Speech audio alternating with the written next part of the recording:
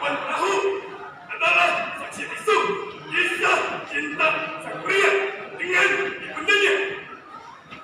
Saya Subi.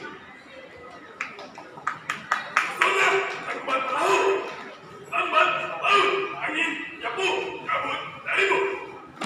Sedikit demi sedikit aku akan melihat cantikanmu. Sangat indah alami. Buat orang sejak tahun banyak saja dia. Siap, baik. Lompat langkah ke belakang jalan.